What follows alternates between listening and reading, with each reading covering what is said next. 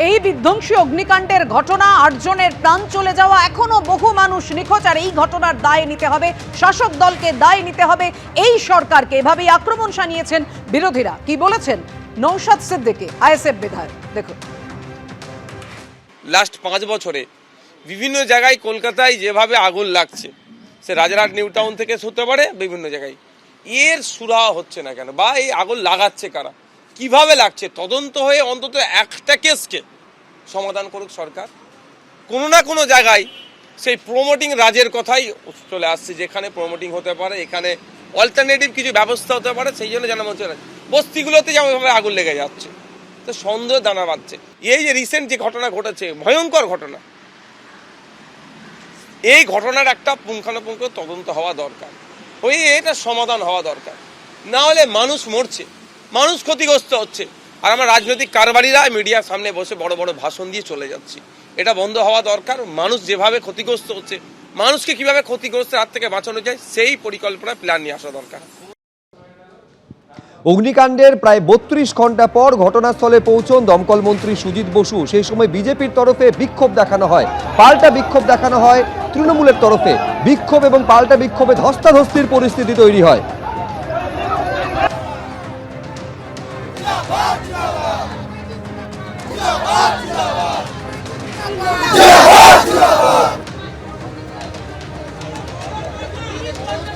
ইতিমধ্যে দেখতে পাচ্ছেন যে ঘটনাস্থলের পরিদর্শন করতে এবং তার সঙ্গে রয়েছেন ডিজি ফায়ার রণবীর কুমার, গোটা অঞ্চল তারা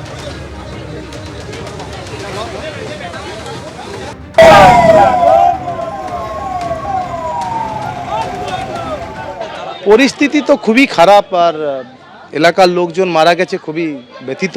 আমাদের সাথে গন্ডগোল, আমার সাথে গন্ডগোল কার হবে? আমি এসব প্রশ্রয় দেবো না। এখানে বিজেপির এখানকার নেতৃত্বরা স্লোগান দিচ্ছিল সুজিত বোসকে দেখে, তারপরে সেখানে পুলিশের সামনেই, মন্ত্রীর সামনেই তাদেরকে মেরে তাড়িয়ে দিল। এই সরকারকে চোর তুমি, এখানকার আবার কারা, আর কারা নাম নিতেও খারাপ লাগছে। লোক ছিল তো সেটাই তো, আবার কারা হবে? আমাকে কেউ আটকাতে পারবে যে বেরোতে পারবো না? আমি ওয়েট করছি, আমাদের লোকজন আসছে, থানাতে তাদেরকে নিয়ে যেতে হবে, পাঠাতে হবে, মিসিং কমপ্লেন করতে হবে। আমার এলাকার লোক মারা গেছে, আমাকে থাকতে হবে, এবং কাল থেকে সেটাই করছি। আমি পরিবারের সাথে আছি, ওসব এখানে রাজনীতি করার জন্য আমি আসিনি। আমার এলাকার লোক মারা গেছে, তাদের ফ্যামিলির লোকেরা সহযোগিতা পাক, এটাই কামনা করব, তাদের পাশে দাঁড়াতে পারি, দাঁড়িয়ে আছি, এইটুকুই আমি বলতে পারি। সকাল 9টা থেকে রাত্রি 2টা পর্যন্ত কালকে করেছিল।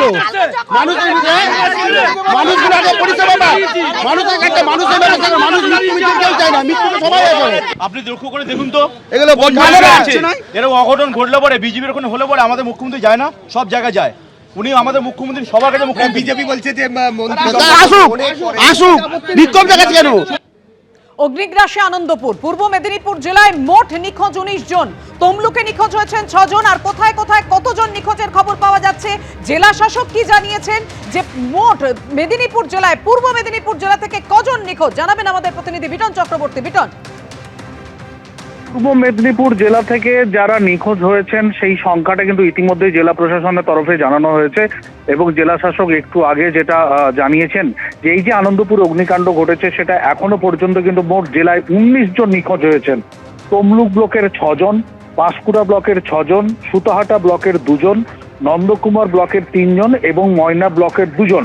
অর্থাৎ এই 19 জনের কিন্তু এখনো পর্যন্ত খোঁজ পাওয়া যায়নি।